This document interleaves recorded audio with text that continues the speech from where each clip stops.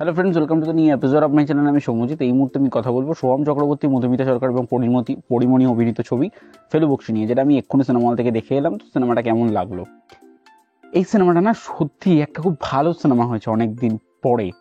সোহমদার যেরকম আমরা ছবি দেখতে অভ্যস্ত, সেরকম ধরনের একটা ছবি হয়েছে। ছবির গল্প সম্পর্কে স্পয়লার না দিয়ে যদি আমি একটুখানি করে বলি, এখানে 3টে খুন হচ্ছে পরপর। এই খুনটা সলভ করতে কে আসছে? ফেলুবক্সী। এর থেকে বেশি জানতে হলে আপনাদের নিকটবর্তী সিনেমা হলে গিয়ে ফেলুবক্সী সিনেমাটা দেখতে হবে। এখানে পজিটিভ দিক, নেগেটিভ দিক। এখানে প্রথম পজিটিভ দিক, সোহম চক্রবর্তীকে প্রেজেন্টেশন, তাকে ব্যাপকভাবে প্রেজেন্টেশন করা হয়েছে। তার মুখে সংলাপ দারুণ।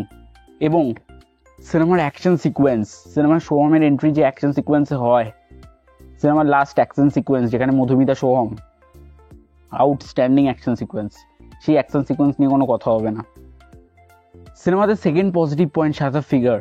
আমরা জানি শাতাব ফিগার যে ছবিতে থাকে সেই ছবির মাহাত্ম্য একটা দারুণ হয়ে যায়। এখানে শাতাব ফিগারের প্রেজেন্টেশন, তাকে দেখতে যেমন হ্যান্ডসাম লাগছে, তাকে গল্পতে সেভাবে ইউজ করা হয়েছে। এবং তার সে যতক্ষণ স্ক্রিনে থাকছে, স্ক্রিনটা আলাদাই একটা লাগছে। এখানে বাদবাকি প্রত্যেকের কাজ ভালো, প্রত্যেকের কাজ ভালো। সিনেমার সেকেন্ড পজিটিভ পয়েন্ট, এখানে ব্যাকগ্রাউন্ড স্কোর সিনেমার দুর্দান্ত। এবং এই সিনেমাটা এমন কিছু হ্যাবক বাজেটের সিনেমা নয়, কম বাজেটেও ভালো সিনেমা করা যায়। আমরা তার উদাহরণ রয়েছে কোহিনূর, সোহমদার ফেলুবক্সী তার মধ্যে আরেকটা উদাহরণ।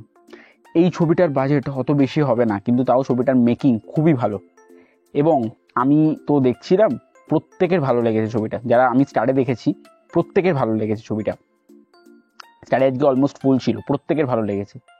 এবং এই ছবির মধ্যে ডিরেকশন এবং স্ক্রিন প্লে দুটো দুর্দান্ত। ডিরেকশন এবং স্ক্রিন প্লে এই দুটো নিয়ে কোনো কথা হবে না। এই ছবির মধ্যে যেভাবে লোকেশনসে শ্যুট করা হয়েছে, যেভাবে অ্যাকশন সিকোয়েন্সগুলোকে নেওয়া হচ্ছে, যেভাবে ফেলুবক্সীর টাইটেল ট্র্যাকটা দিয়ে সিনেমাটা শুরু হয়, সেই মোমেন্টসগুলো অসাধারণ মোমেন্ট লাগে। এবং এখানের কিছু ক্রিঞ্জ কমেডি রয়েছে, যেগুলো আমি নেগেটিভ পয়েন্টে নিয়ে কথা বলবো। তবে এই সিনেমার যে পয়েন্টস অফ ভিউ থেকে আমি যদি দেখি, সিনেমাটা খুবই ভালো। সিনেমাটার প্রচেষ্টা খুব ভালো এবং সিনেমাটা ভালো সাড়াও দিয়েছে। আজকে আমাদের আস্তে আস্তে বাংলা সিনেমা ফিরছে। এবার যদি আমি কথা বলি সিনেমার নেগেটিভ পয়েন্ট নিয়ে, সিনেমার নেগেটিভ পয়েন্টে আমরা প্রত্যেকটা গোয়েন্দা গল্পতে, বিশেষত এখনকার গল্পতে, এগুলো না চলে না। যে লাস্ট মোমেন্টে সব পরিবারের একসঙ্গে সব জায়গায় একটা লোক মিলিত হলো, সেখানেই কনক্লুশন। এই জিনিসগুলো না খুব বোকা লাগে। এই জিনিসগুলো না এখন আর চলে না বাজারে। এই গল্পটা শেষে সেরকম একটা জিনিস দেখিয়েছে ক্লাইম্যাক্স সিনে, যে সবাই পরিবারের সব জায়গায় আছে, সেখানে ক্লাইম্যাক্স, মানে কোনো পরিবর্তন নেই। সিনটা কোনো পরিবর্তন নেই। আমরা অরণ্যের প্রাচীন প্রবাদ দেখেছি, সেখানের ক্লাইম্যাক্সটা কতটা স্ট্রং। এখানে ক্লাইম্যাক্সের যে পোর্শনটা, সেখানে কোনো পরিবর্তন নেই।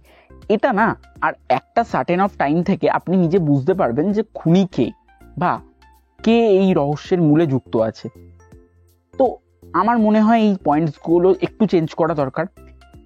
এবং এখানে যে ক্রিঞ্জ কমেডি, সেগুলো একদমই ভালোভাবে ওয়ার্ক করে না। এখানে তো কিছু পয়েন্টই ওয়ার্ক করে না, একটা কমেডি ছাড়া। তো যাই হোক, ফেলুবক্সী ছবিটা আমার মোটামুটি খুব ভালো একটা সিনেমা লেগেছে। সোহম চক্রবর্তীর আফটার শাস্ত্রী, সে ভালো কাজ করার চেষ্টা করছে, ভালো ছবি লেগেছে। তো এই ছবিটা আপনারা প্রত্যেকে একবার হলে গিয়ে দেখুন, দেখে জানান কেমন লাগলো। আর আমার অন্তত এই ছবিটার জন্য পার্সোনাল রেটিং 4.5 আউট অফ 5। তো দেখে জানান কেমন লাগলো। আর ভিডিওটি ভালো থাকলে লাইক করবেন, কমেন্ট করে জানাবেন কেমন লাগলো, শেয়ার করবেন। আর যদি নতুন থাকেন সাবস্ক্রাইব করে পাশে বেল আইকনটি ক্লিক করবেন। আজকের মতো চলি, দেখা হচ্ছে নেক্সট ভিডিও। ততক্ষণ সবাই ভালো থাকবেন। Bye bye.